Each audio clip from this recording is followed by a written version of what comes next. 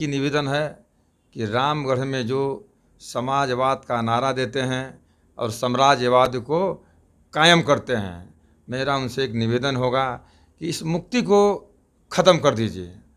नमस्कार, हमारा नाम रोशन और आप देखना स्टार्ट कर चुके हैं वाई डिस्कवर न्यूज। देखिए, बिहार में जो है उपचुनाव हो रहे हैं, लेकिन एक सीट जो है आरजेडी के लिए सरदर्द बना हुआ है। हम बात करने की कोशिश करेंगे रामगढ़ उपचुनाव को लेकर के। रामगढ़ से उपचुनाव में जो उम्मीदवार जो चुने गए हैं जनसुराज की तरफ से जो है सुशील कुमार कुशवाहा।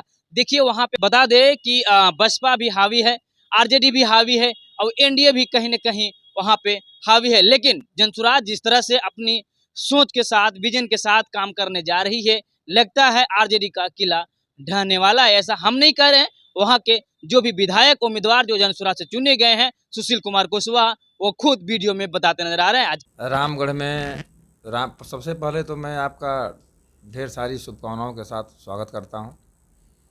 और रामगढ़ में जीत की अगर आपने जो बात कही, तो जो विधानसभा का जो चुनाव हो रहा है उसमें कोई ना कोई तो जीतेगा ही, कोई तो कोई विधायक बनेगा ही, तो हम क्यों नहीं, ये सवाल आना चाहिए कि हम क्यों नहीं।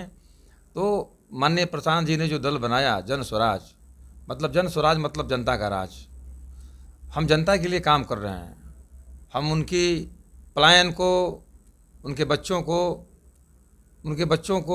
उनके पास रखना चाह रहे हैं, उस पलायन को रोकना चाह रहे हैं। जो इनके बच्चे जो शिक्षा के लिए जो बाहर प्रदेशों में जाने जा रहे हैं, मैं उनको अपने प्रदेश में ही शिक्षा का व्यवस्था करने का काम कर रहे हैं। जो गरीब माताएं हैं अदर प्रदेशों में 2-2 हज़ार रुपया उनको वृद्धा पेंशन मिलता है, हमारे यहाँ 200-300 रुपया मिलता है। हम लोग की अगर सरकार बनेगी तो उसको भी हम 2 से 2.5 हज़ार करने का काम करेंगे। तो जिस परिवार में जीने खाने, रोटी कपड़ा मकान का व्यवस्था हो जाए, ये आधारभूत संरचना सबसे पहले है देश का, राज्य का।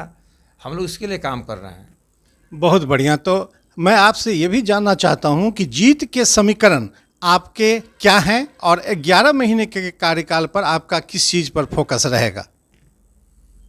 11 महीने का कार्यकाल कहीं नहीं होता है, कार्यकाल होता है।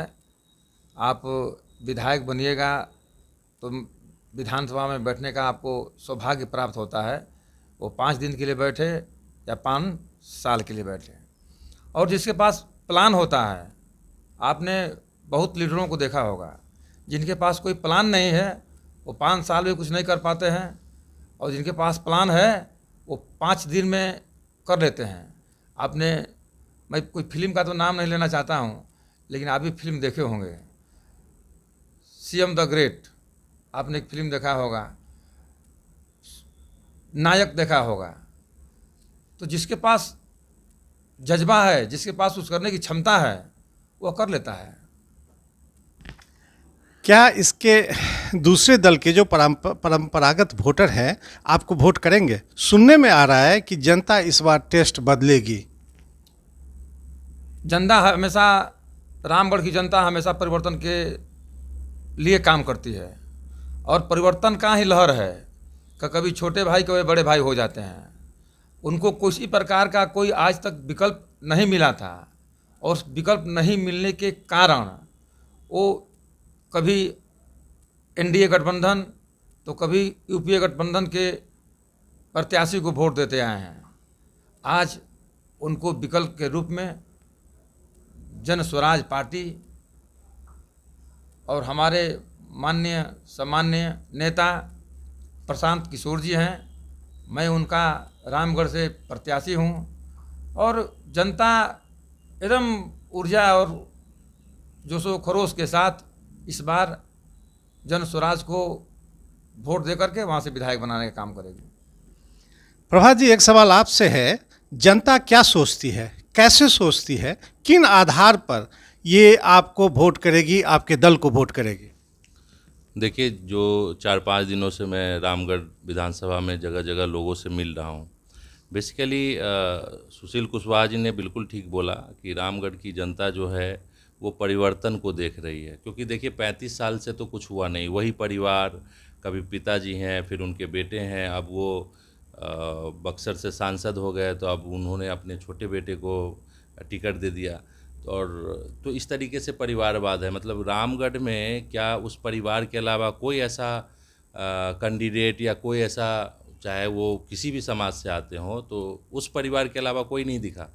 तो ये तो क्लियरली है कि परिवारवाद जो है वो है, और जितनी भी जनता है वो उसी के खिलाफ है कि भैया कैंडिडेट अच्छा होना चाहिए, क्या ज़रूरी है कि एक ही परिवार का वो होगा।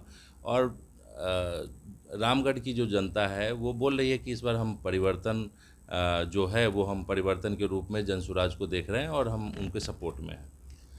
सुशील जी, जनता को आप क्या संदेश देना चाहेंगे? हमारी जनता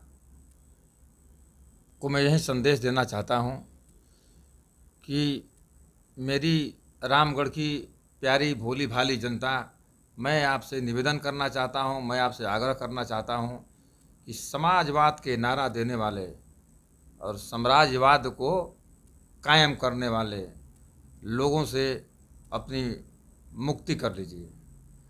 यही मेरा उनसे निवेदन होगा, क्योंकि अगर वो साम्राज्यवाद ही कायम करते हैं तो हमें कोई एतराज़ नहीं, फिर समाजवाद का बात न करें। अगर समाजवाद की बात करते हैं तो परिवारवाद की बात न करें। मैं और एक इंटरव्यू में आगे ही बोल चुका हूँ, आज भी बोल रहा हूँ, अगर मैं रामगढ़ से विधायक बना और प्रशांत कहेंगे कि 2025 का विधायक आप लड़ो, तो मैं लड़ जाऊंगा, वो अलग बात है, लेकिन परिवारवाद के खात्मा होने के लिए मैं कभी भी उसमें अपनी कड़ी में नाम लिखाने का काम नहीं करूँगा।